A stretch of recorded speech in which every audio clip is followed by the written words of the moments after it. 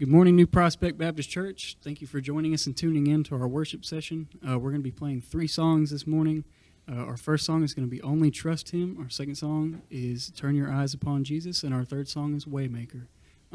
Wherever you're watching from, may it be YouTube or Facebook, you can go and check our website at New Prospect Baptist Church. And we have a link to our Facebook page where you can also tune in to YouTube through there, or you can tune in on Facebook Live. So if you could, please join us in our worship.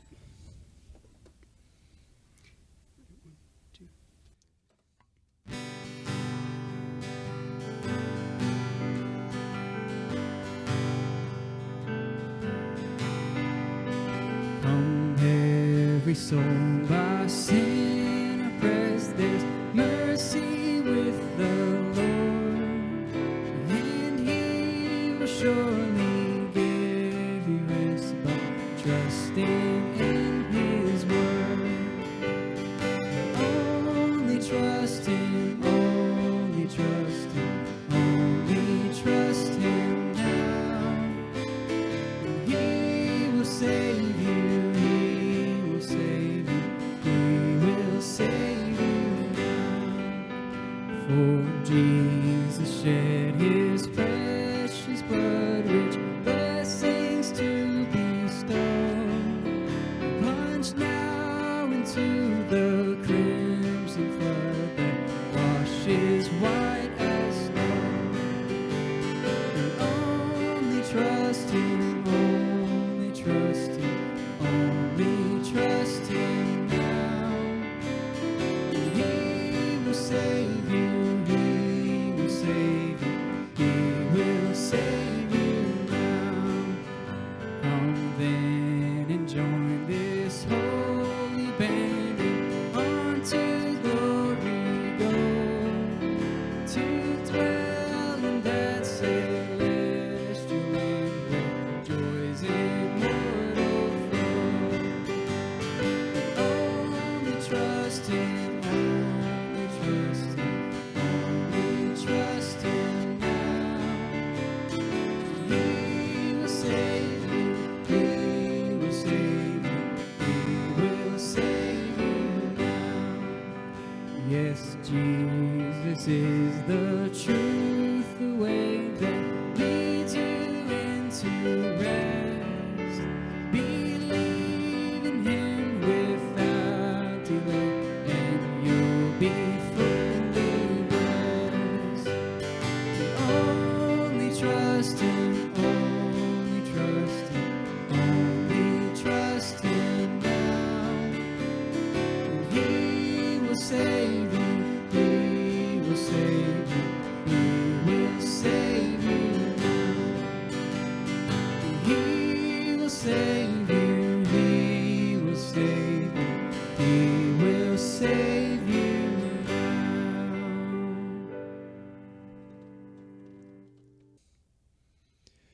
Boy, it's a scary time for a lot of people right now. I can't tell you any solution except to use wisdom and be careful.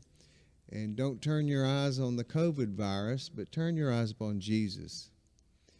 Because the things of earth do really grow dim in the light of His glory and grace.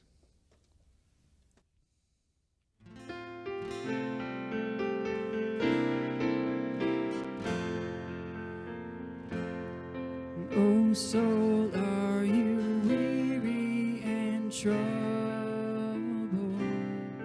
No light in the darkness you see. There's light for a look at the Savior, and life more abundant and free. And turn your eyes upon Jesus. Look full in His wonderful face,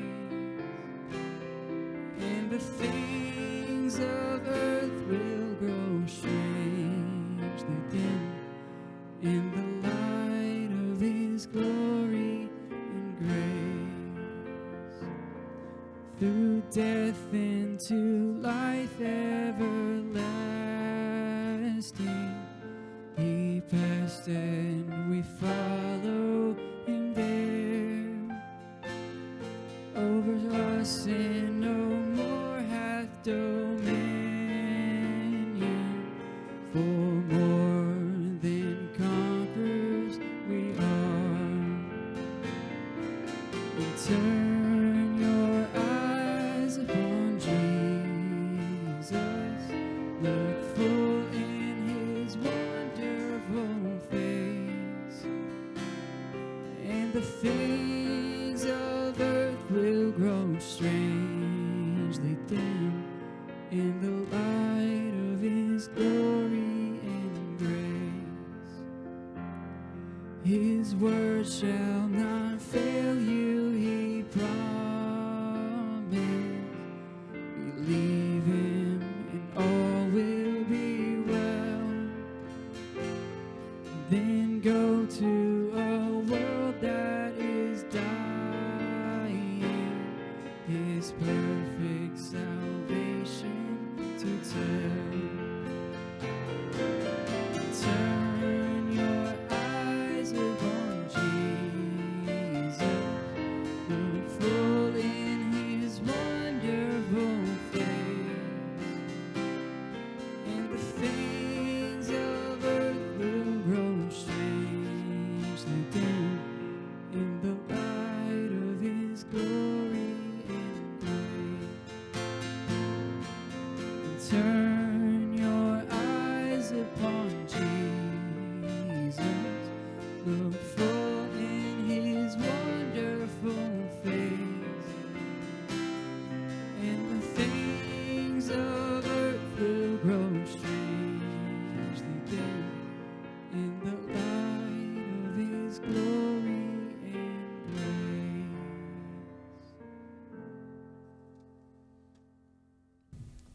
So our next song, Waymaker, the chorus is Waymaker, miracle worker, light in the darkness, my God, that is who you are. This kind of recession that we're in is just the darkness that we see around us and all of these bad, evil things that are happening. And if we just turn our eyes upon Jesus, only trust him, we can believe, and we will see that he is the Waymaker and he is the light in the darkness.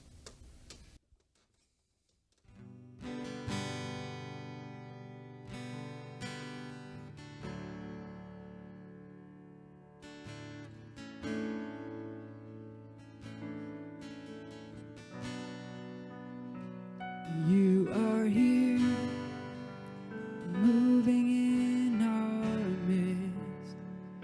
I worship you. I worship you.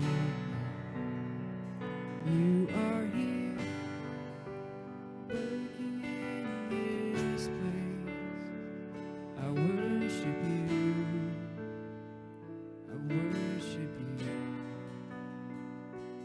You are waymaker, miracle worker, promise keeper, light in the darkness, my God, that is who you are. You are waymaker, miracle worker, promise keeper, light in the darkness, my God, that is who you are. You are here, turning every heart. I worship you. I worship you.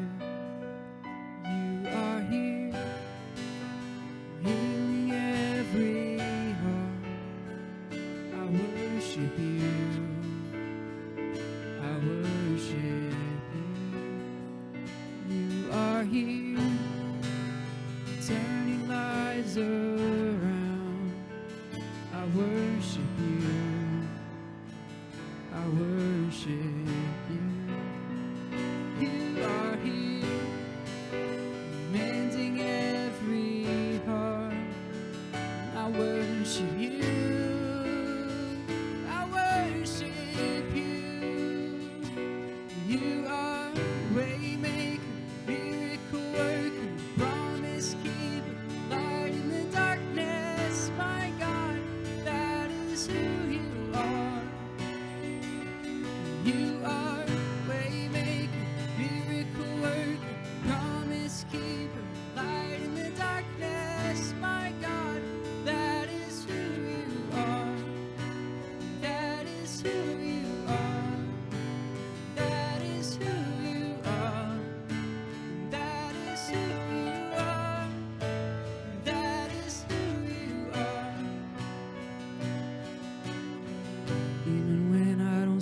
it, you're working. Even when I don't feel it, you're working.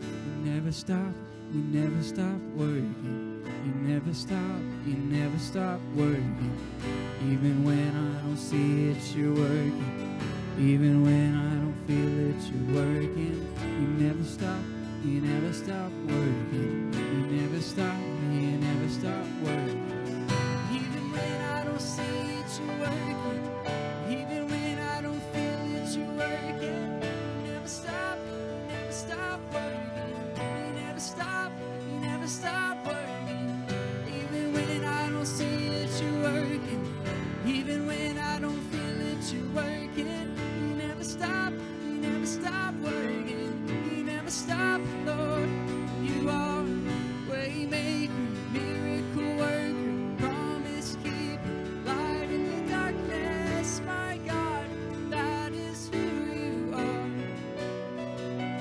You are waymaker, miracle worker, promise keeper, light in the darkness, my God, that is who you are. That is who you are. That is who you are. That is who you are. That is who you are. Waymaker, miracle worker, promise keeper, light in the darkness, my God, that is who you are. Waymaker, miracle worker, promise keeper, light in the darkness, my God, that is who you are. Good morning, everybody. New Prospect, I'm glad that you are there. I hate you're not here, but soon, right? Soon, and what a great day that is going to be. And so allow it to be something you look forward to. It's such a challenging time in so many ways right now, but even here for the church and church family, we're kind of spread out here, there, and everywhere. And so let it make you, I guess, hungry for the opportunity to be back in this building together and to fellowship together. And so I know it's something I'll look forward to. I hope you're looking forward to it just as well. Not a whole lot of announcements because not a whole lot's going on. And so we're going to continue a series today called Letting Go. And we'll do this for the next 2 weeks after this one. So last week we did Letting Go of Control, looking at the life of Joseph. This week we're going to do Letting Go of Doubts, looking at the story of Gideon. And then over the next 2 weeks, I'm trying to decide which one I'm going to do in order. We're going to do Letting Go of Pain, which is the story of Ruth, and then Letting Go of the Past, which is the story of Rahab. So you have to tune in to see which one I decide to do first. If you have one you'd like to hear, Pain or Past, Letting Go of Pain, Letting Go of Past, put a comment down, and I'll take a look, and maybe it'll sway which one I do first. I do want to encourage you, even during this time, the church still has needs financially, has to take care of, has to meet. Even as we hear of needs, we want to be able to meet those. And so I believe on the screen here, we'll put a link out or in the email. Push Pay is an opportunity for you to continue to give your tithes and your offerings to the church. And it's just an easy way from even keeping you having to come to the church. Really the easiest thing to do is to text 77977 with the text New Prospect. So the text New Prospect to the number 77977 is really the easiest thing for you to do. And so we'll put the other information out, but just keep that in mind. I know everybody's kind of in a difficult time right now, but as the Lord leads and as He's commanded, let's make sure we continue to stay obedient in that realm of things as well, just to make sure the church's needs are met, and to make sure that any needs that we hear of can be met as well. And keep that in mind. If you have prayer needs, if you have physical needs or things that you just can't do, or you need someone to help you with, or anything like that, reach out to the church. The church is still alive and well, right? It's not the building, it's the people. And so during these times, we can encourage each other. If there's someone in the community that you know that needs something, needs encouragement, needs help in whatever way, please communicate that with the church, so that we can do what we can to meet those needs. Let's dive into our message today. If you have your Bibles, turn to the book of Judges. The book of Judges. We're going to kind of do a bit of an overview. So we're going to cover 3 chapters, not verse by verse, but chapters 6 through 8 in the book of Judges. Really, one of the most unpopular things within our church culture is to admit our doubts. No one wants to be that person. In the back of our minds, we fear of being the next doubting Thomas, right? But the reality is every one of us, we all doubt God in different ways. Some doubt him more than others. And even our specific doubts, they vary from person to person. Some of us may doubt his goodness. Some of us may doubt his grace, while others doubt his love, even at different times. And even many of us will go through seasons or moments where we wonder, is he even there? We doubt if he's really there. Well, our journey today is going to help us work through and let go of those doubts. And when we feel those doubts creeping in, it'll give us something to go back to remind us. And as we'll look forward in our past and in the pain, as we'll see in control, the reason that we struggle to let go of our doubts is because we don't know what to do with them. We have them, but we just don't know what to do with them once we have them. Or we fear of being ostracized, so we don't talk about them. And so we just struggle with doubt within. And I honestly believe that our doubts, if I'm honest, have the ability to be some of our greatest opportunities. Instead of crippling us, they should drive us to look deeper than we've looked before, to push harder than we've pushed before. Because what we find is that the more we seek God, the more that we'll find God. Now, our journey today is with a man, as I told you earlier, named Gideon. And he doubted God just like the rest of us. But what he did was he learned that the more that he trusted God, the more he could trust God. And so I want to give you some background. We're going to be, again, looking through Judges 6 through 8. Now, the book of Judges, it covers about a 350-year time period. It's the time period after Moses and Joshua, and it's before Saul and David. It picks up right after the Israelites have entered the promised land. The book of Joshua, it ends with the Israelites pledging to serve and to love God.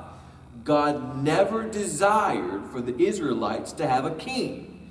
God himself, he promised to rule them and to be their king, and that he would provide what he would call his judges. Now, the Hebrew word for judge would be better translated as savior or deliverer. They weren't judges in the sense of the word that we think of a judge.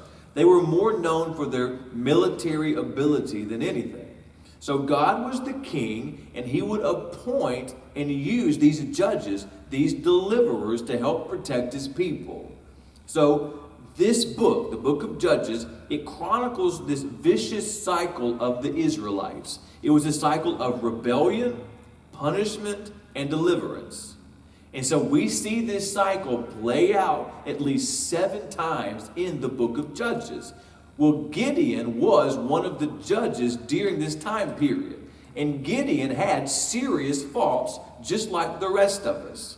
But what we need to see and what we need to understand is that we don't define people by their weaknesses. Our faults and our weaknesses are simply opportunities for us to see the greatness of God despite of our faults and despite of our weaknesses. Now, that's not an excuse for us to just excuse away our faults and our weaknesses. What we're going to see in Gideon is that God used him despite of his faults and weaknesses. But as God used him, he began to work out those same faults and weaknesses out of his life. When we pick up here, the Israelites have lived for 7 years bordering the Midianites and the Amalekites. During this time, the Midianites and the Amalekites have constantly been raiding Israel's land, destroying their crops, stealing their livestock, And the Israelites have finally decided to just call out to God for help, right? It's the mindset that we carry. Well, when I've tried everything else, I'll try God, which is completely backwards, right? Well, who was God's answer to these Israelites when they were crying out to God for help, for protection from the Midianites and the Amalekites? It was a judge named Gideon. And this is where our journey begins. If you're taking notes, the first thing I want you to notice is this, is I want you to notice the doubt. Notice the doubt. Look at Judges chapter 6 and go down to verse 11. Notice what it says. Judges 6 verse 11. Now the angel of the Lord came and sat under the terebinth at Ophrah, which belonged to Joash the Abizarite, while his son Gideon was beating out wheat in the winepress to hide it from the Midianites. And the angel of the Lord appeared to him and said to him, The Lord is with you, O mighty man of valor. And Gideon said to him, Please, my Lord, if the Lord is with us, why then has all this happened to us? And where are all his wonderful deeds that our fathers recounted for us, saying, Did not the Lord bring us up from Egypt? But now the Lord has forsaken us and given us into the hand of Midian. And the Lord turned to him and said, Go in this might of yours and save Israel from the hand of Midian. Do not I send you? Verse 15. And he said to him, Please, Lord, how can I save Israel? Behold, my clan is the weakest in Manasseh, and I am the least in my father's house. And the Lord said to him, But I will be with you, and you shall strike the Midianites as one man. And he said to him, If now I have found favor in your eyes, then show me a sign that it is you who speak to me. Verse 18. Please do not depart from here until I come to you and bring out my present and set it before you. And he said, I will stay till you return. Verse 19. So Gideon went into his house and prepared a young goat and unleavened cakes from an ephah of flour. The meat he put in a basket, and the broth he put in a pot, and brought them to him under the terebinth, and presented them. And the angel of God said to him, Take the meat and the unleavened cakes, and put them on this rock, and pour the broth over them.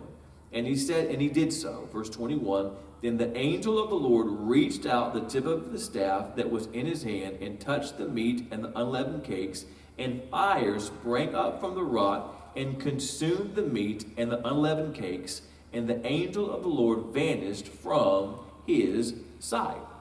So Gideon is God's answer to Israel's call for help. And where do we meet him? In hiding. He's hiding.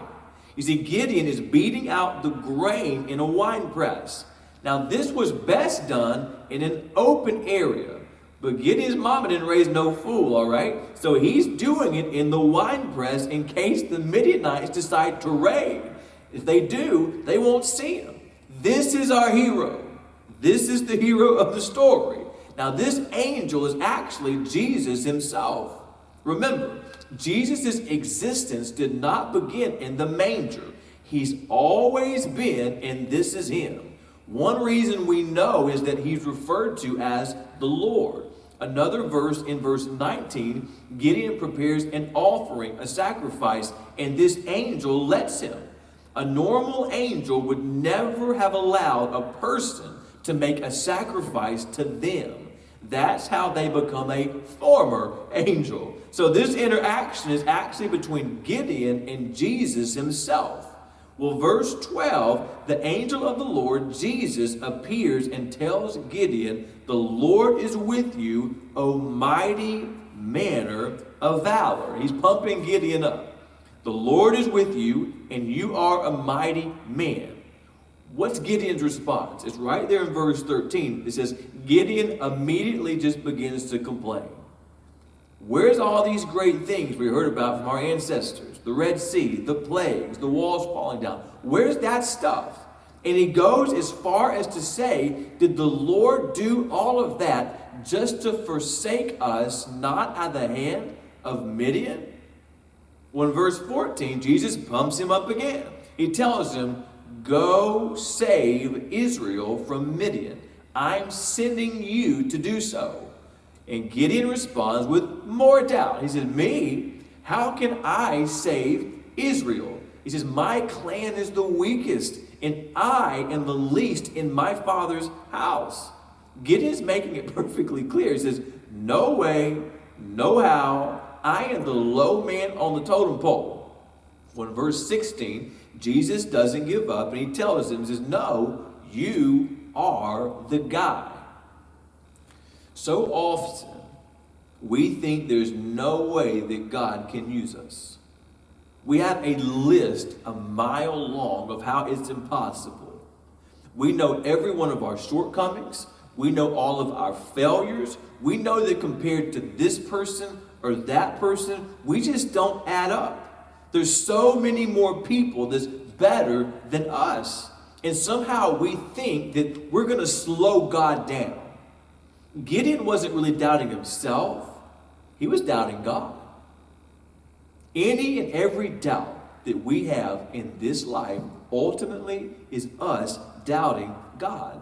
I don't care if it's yourself or it's someone else. It's ultimately about God. And we've got to be real about that. If we can't be real about our doubts, then life is going to be a struggle.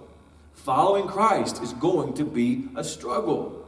You may say, well, I don't doubt God. Do you doubt yourself? Then you doubt God. Do you doubt others? Then you doubt God. You see, Gideon was honest about his doubts to God's face, literally.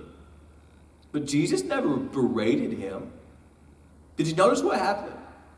Is every time that Gideon mentioned his doubt, Jesus pointed to himself. You see, Gideon complained about the Midianites, and Jesus said, I send you. Gideon pointed to his own weaknesses, and Jesus said, I will be with you.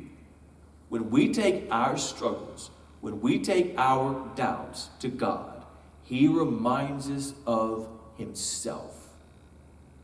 But until we're honest about it, we're going to struggle. Gideon was honest, even in his struggle, even in his weakness, even in his doubts. Well, after Gideon makes an offering and Jesus accepts it, after this is when Gideon realizes who he's been entertaining here. The Lord tells him, he says, peace be to you, do not fear, you shall not die. Now that's hilarious. Like, I don't know what's going to happen.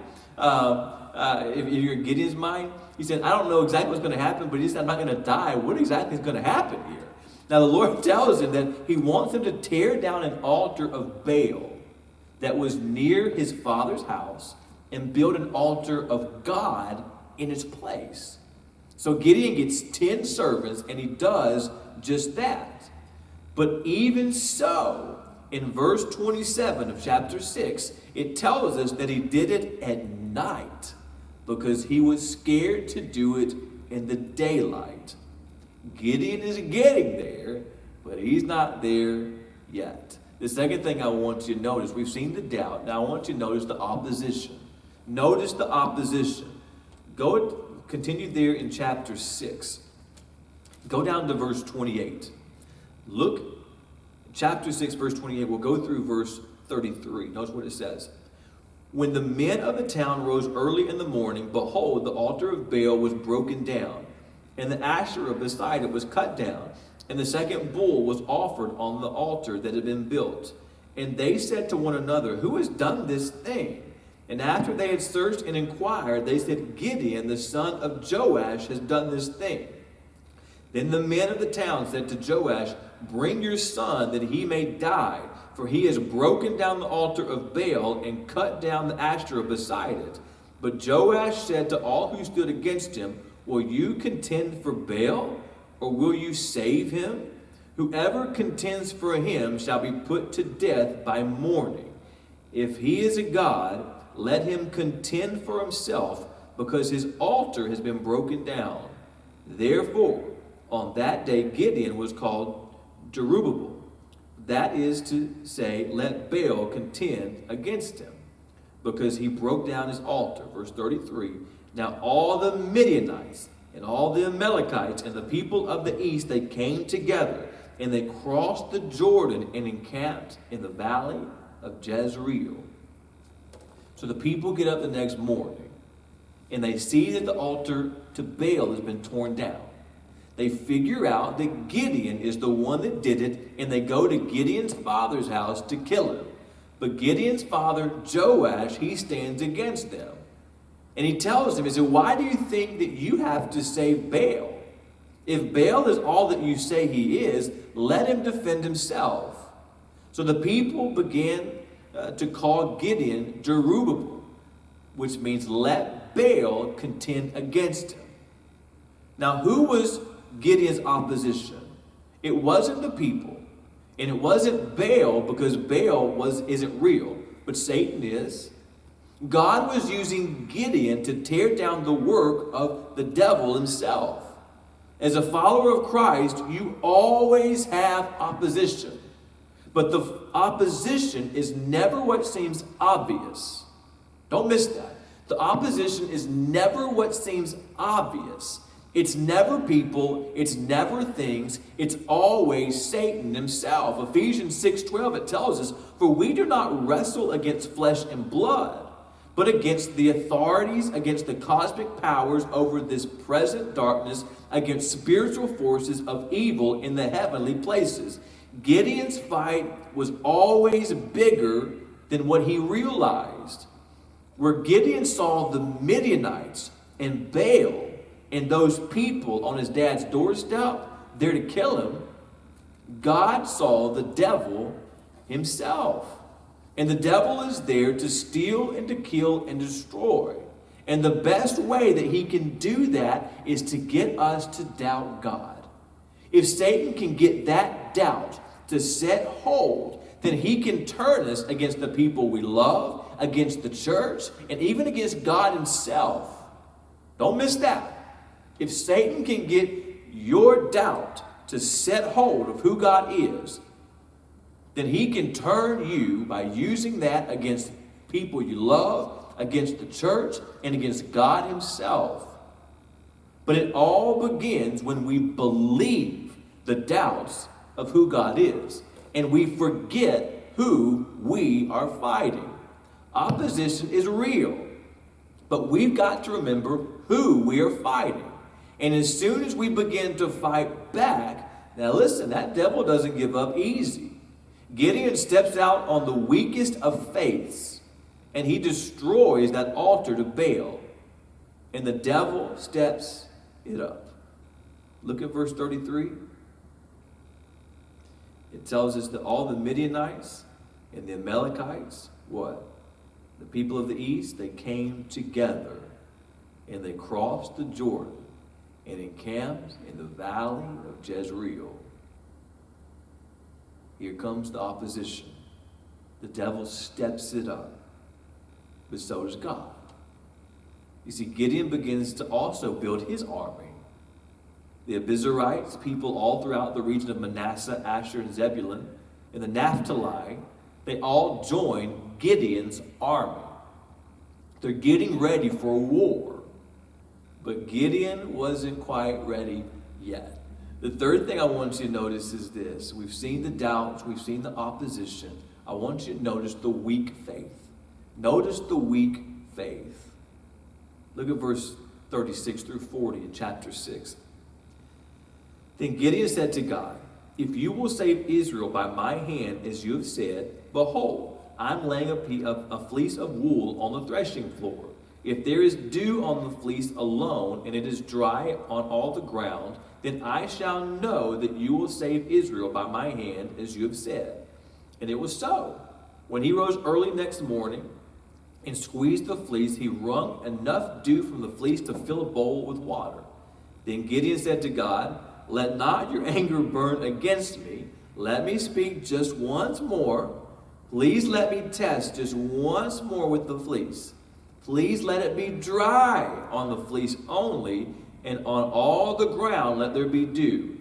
And God did so that night, and it was dry on the fleece only, and all on all the ground there was dew.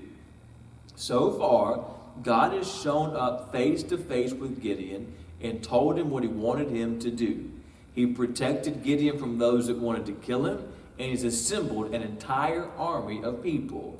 But Gideon needs a little more assurance. You ever like that? No, I am. Well, in verses 36 through 38, he asked God, if you really want to use me to save Israel, despite everything else that's already happened, then I'm going to lay a piece of wool on the threshing floor. If there's only dew on the wool in the morning and none on the ground, then I'll know that that is a sign that you want me to do this. Again, forgetting everything else that God's already done. So he gets out the next day and he sees that there's enough dew that he could wring out the wool and it filled an entire bowl of water. That's a lot.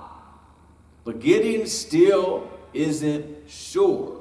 So in verses 39 and 40, Gideon knows he's on thin ice and he asks God, listen, don't be mad, but I want to try one more thing. He said this time he's going to lay out some wool, and he asked God to let the wool be dry and the ground all around to be wet. The opposite of the night before. Well, sure enough, he gets up and the wool is dry and the ground is wet. Listen, Gideon's faith was weak, but it was real. Too often, I think that we think there is this all or nothing about our faith. If it's not great faith, then it's no faith. Listen, I don't believe that. We can pick on Gideon for testing God here because that's what he did, but at least he was in the fight. Our faith is often weak on its strongest day, but we just got to be in the fight. Jesus said in Matthew 17:20, if we just have the faith of a mustard seed, we can move mountains and nothing will be impossible for us. So you may be saying, well, why aren't more mountains being moved by Christians? Because our faith is mostly academic. Our faith has mostly become words. Faith is not academic and it's not terminology. Faith is action. Gideon's faith was small and it was flawed, but he was still moving forward to do what God was telling him to do. Moving forward with God, it requires faith.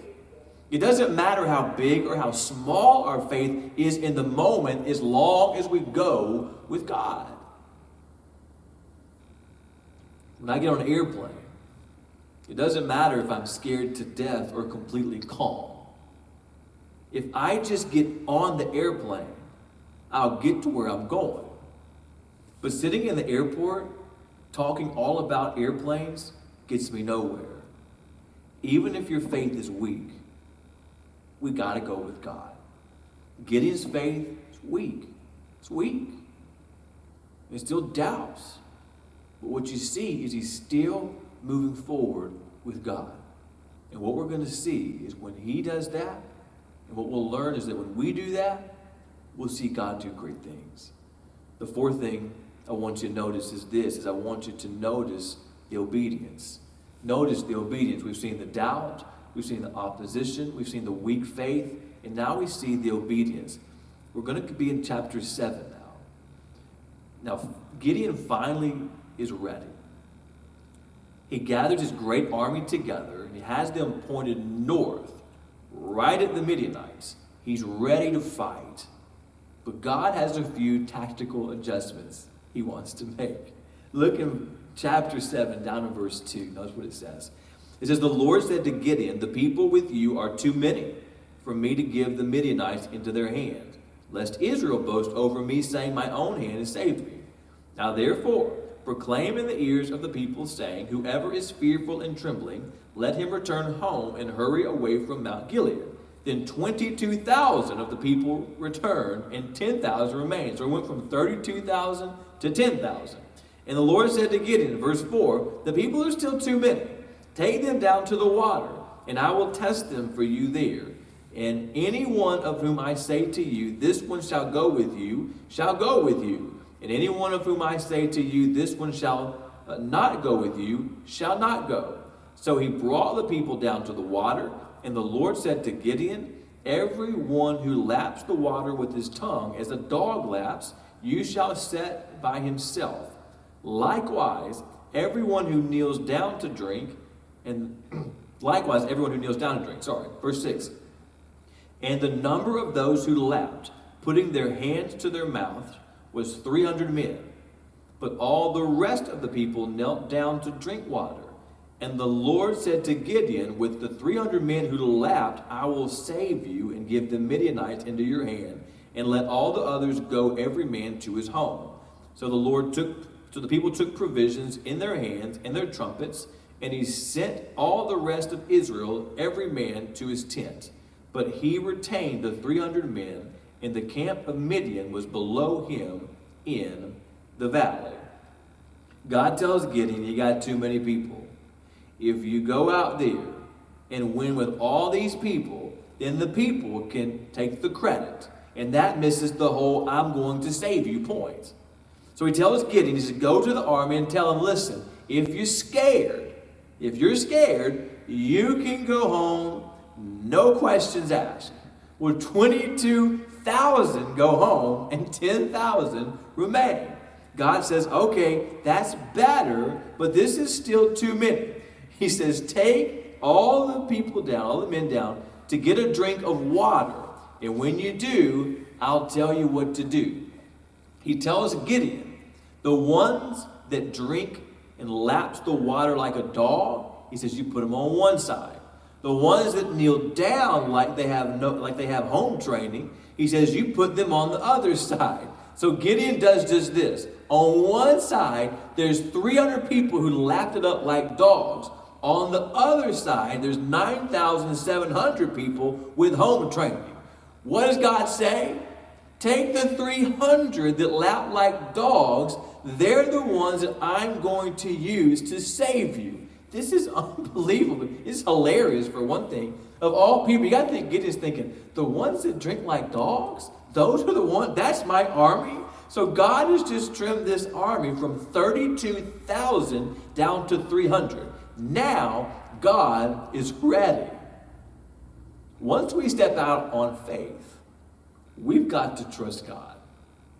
And the only way we prove that we trust Him is to obey Him no matter what. This is the most, on paper, the most absurd plan. To win a battle, you don't trim your numbers. What do? You boost. But God is making it perfectly clear, we don't win battles, He does. And for Him to get the glory, He's going to stack the deck against us so that He can show what only He can do. But if we don't move forward with sometimes an almost blind obedience, then we won't see many victories. How about those 22,000 that just went home out of fear? I think that's us on most days. God's not going to make us follow Him. We can turn back and we can go home if we want to. But how much greater would their story have been if they had ended up in the 300? What a story they're going to have to tell. All about what God is about to do. If we want to live lives that tell the story of the power of God, then we have to live lives that trust and obey God in the face of the impossible. Well, that night, God tells Gideon, He says, you go down and spy on the camp of Midian. I've given them to you tonight. When you go down, He said, you will hear something that will strengthen you. So Gideon goes down there, and it says that the people of this army were like locusts in abundance, meaning they were everywhere. He saw camels everywhere, and he compared it to the sands on the seashore.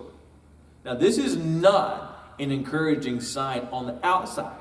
When you have 300 people who drink water like dogs back in your camp, but then Gideon overhears one of the soldiers speaking. He's telling another soldier about a dream that he had. And when he gets down describing this dream, the other soldier looks back at him and he says this. He says, "This is no other than the sword of Gideon, the son of Joash, a man of Israel. God has given into his hand Midian and all the camp." Well, Gideon hears this, and it tells us that he worshiped God in that moment. Because at that moment, he finally knew that in the face of impossible odds, that the victory was God's. Well, he goes back to his camp, and he tells everyone to get up, that God has given them the camp of Midian, and it was time for them to go take it. He divided 300 men into 3 companies, and he gave each man a trumpet, an empty jar, and a torch inside the jars. And he told them, when they come to the camp, to do exactly what he does.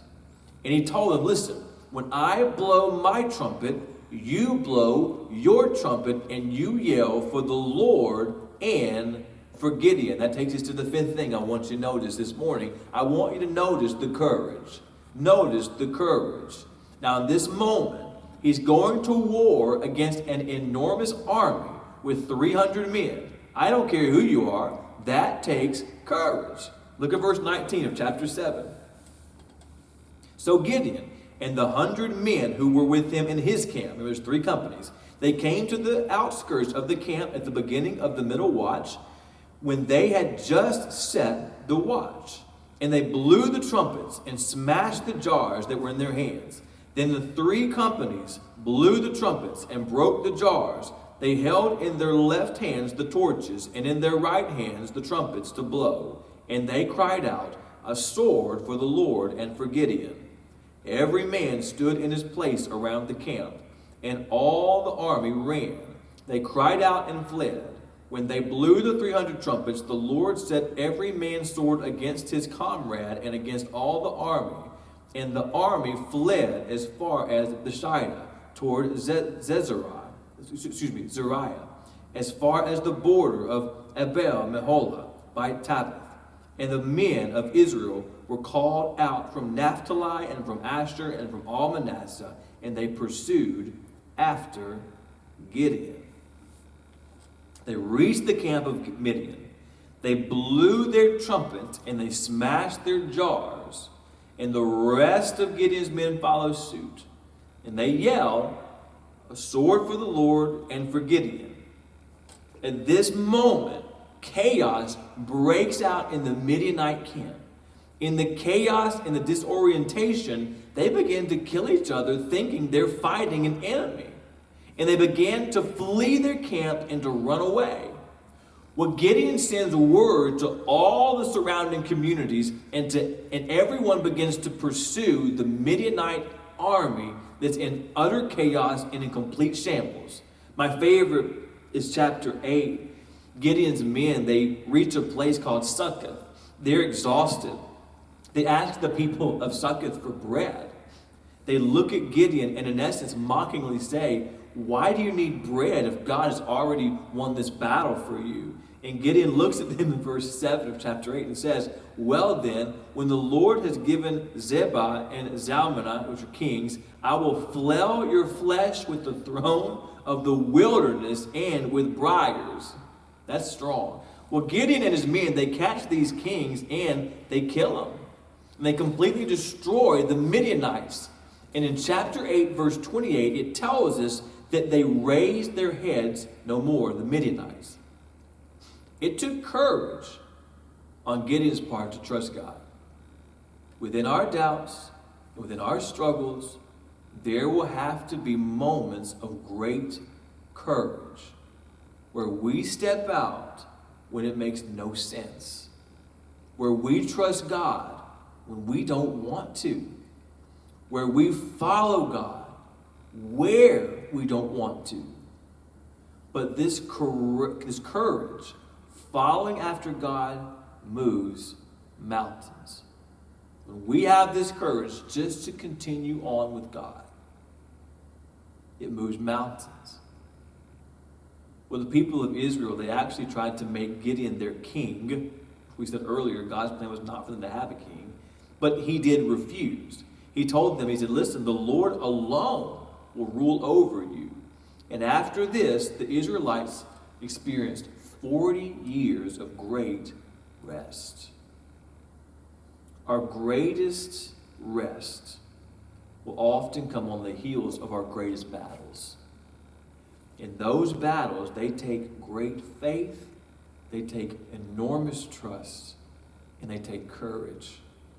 We have to understand our greatest rest in the Lord often comes on the heels of our greatest battles. I want you to turn to Hebrews chapter 11 just for a moment. The question we have to ask ourselves is this, what's the victory here? Is it that the Midianites were no more? No. God didn't need Gideon to wipe out the Midianites. God could have done that all on his own. Is the victory in the way they defeated the Midianites? No. It's got nothing to do with trumpets and jars and 300 men. We find the victory here in Hebrews chapter 11. This is what's often called the Hall of Faith by those that give names to such. But I want you to see in Hebrews chapter 11, look down in verse 32, and notice what it says. And what more shall I say? For time would fail me to tell of Gideon, Barak, Samson, Jephthah, of David, and Samuel, and the prophets, who through faith conquered kingdoms, enforced justice, obtained promises, stopped the mouths of lions. Verse 34, quenched the power of fire, escaped the edge of the sword, were made strong out of weakness, became mighty in war, and put foreign armies to flight. The writer of Hebrews lists off great men of faith. And one of those men is Gideon, who we've just seen. And these verses spoke of the great things that God used them to do. Because they conquered kingdoms, enforced justice, they stopped the mouths of lions, they quenched the power of fire, so on and so forth. But there's one little section that applies to them all, and it tells us the victory. It says, they were made strong out of weakness. They were made strong out of weakness. They were weak, but out of that weakness, they were what? Made strong. Listen, our victories have very little to do with the specifics. It's what those specifics create in us. It's that God takes weak, faithless doubters and he makes them strong. Listen, don't be afraid of your doubts. Don't be afraid of your struggles. Don't be afraid of your weaknesses. Instead, take them to the God who is able to take those doubts and struggles and weaknesses and to make you strong and to use you to do great things. The point of all of this story is not Gideon. It's not about his faith. It's about the power, the one true God, who is able to take the weakest of us. Remember, Gideon said, I am of the least clan, and I am the weakest, the least in my father's house. And God took him, and he made him strong. And God took him, and he used him for great things. Christian, you may be listening today, and you've got doubts and struggles and weaknesses, and you're just trying to don't hide them. You know, hide them from everybody else and hope God just doesn't notice them, right? When the reality is this, is the purpose within them. They have purpose. And the purpose is for them to be opportunity for God to show his greatness. for God to make you strong despite your weaknesses. For God to make you strong and to use you despite your failures and despite your doubts. And so my encouragement to you today is to really say, Lord, be honest with him. This is who I am. These are my doubts. These are my struggles. These are my fears. These are my weaknesses. And you take them to him and say, Lord, I want to give them to you. And then, Lord, I want to be used by you. In that point, you just move forward with him. Whatever he tells you to do, just go do that thing. Whatever he tells you to do in his word, just go do that thing. And just start there. And you say, well, what if I fail? Can I be honest with you? You probably will. But it's not about you, and it's not about your failures or your weaknesses or your struggles. It's about what God can do despite all of those things, so that when you look back, you say, my goodness, I am not, but he is. You think Gideon went around bragging that he defeated this entire Midianite army with 300 men? No. You know why? Because he knew he did it. He knew there's no way that I can take these 300 men with this plan and defeat an army that looks like locusts. There's so many of them. There's no way I can do it. But he got to tell the story of what God did despite the circumstances. Why? Because he went forward. He went with him. In the weak moments, he had just enough faith to take the next step. Just enough faith to take the next step. And just enough faith to move forward. And so my encouragement to you is, listen, don't try to wait till your faith is abundant before you take a step. Because it's not going to happen. You see, your faith will strengthen as you take the next step. Do you believe God? Do you believe him? Do you trust him? It's all going to go back to that root. Do you believe him? Do you trust him? How do you believe him and trust him? You begin in his word. And you see stories like Gideon, you realize the power of God.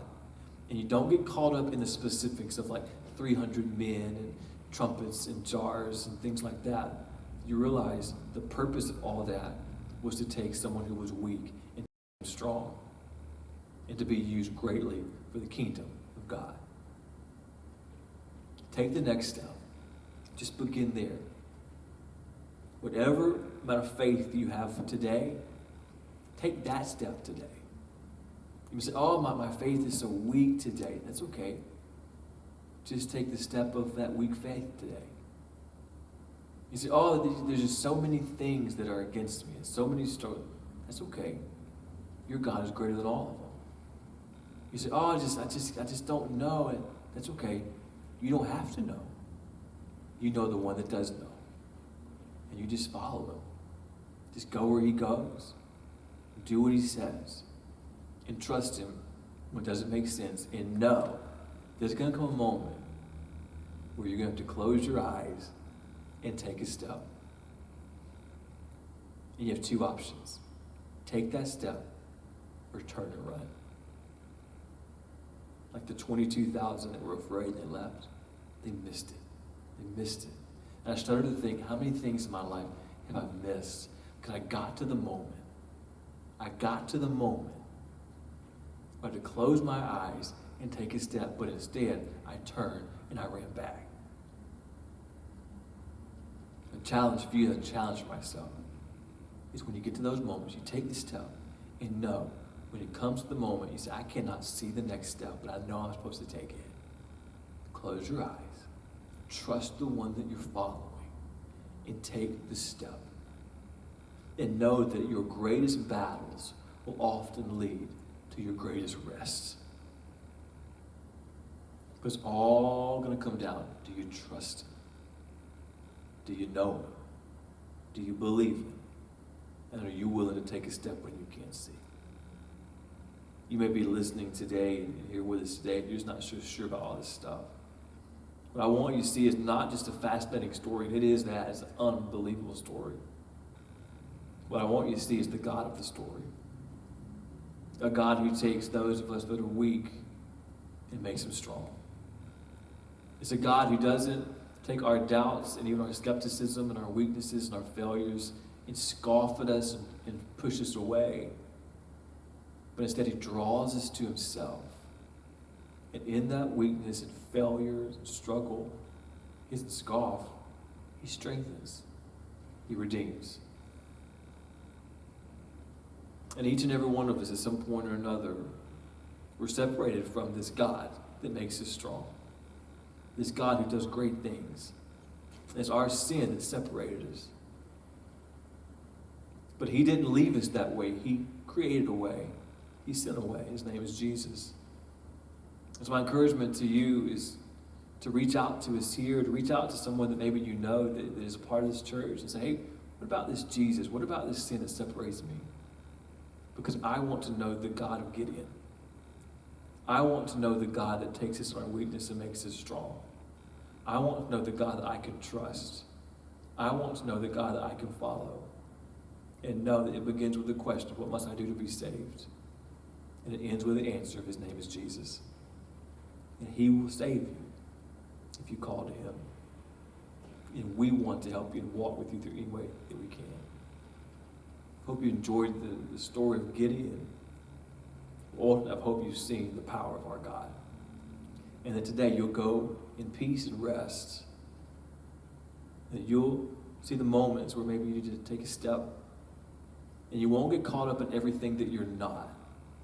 But instead, you'll move forward in everything that he is. And follow him from here. We pray for us. God, we thank you for this day and this time just to be together. Even like this, that's a fascinating time to be alive, that we missed each other, we missed the opportunity to gather together. But Lord, we're grateful for what we have.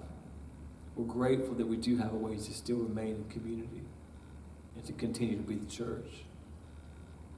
God, I pray that in my life and the life of those that are listening and a part today, that each of us will learn from the life of Gideon. Now understand, it's not about our doubts. It's not about our struggles. It's not about our failures. It's about you. And that we'll go today resting in your strength, in your power, knowing that in our weakness, we find great power in you. And that we'll have the courage and the faith to take that small step that we may need to take today. And that we come to that moment where we can't see the next step. And we come to that moment we have to close our eyes and take that step, that we won't be like those 22,000 who turned and went home because they were afraid. But instead, we'll close our eyes and take that step that we may see your power and we may see the things that only you can do. We thank you for your love. We thank you for your grace. But above all, we thank you for Jesus.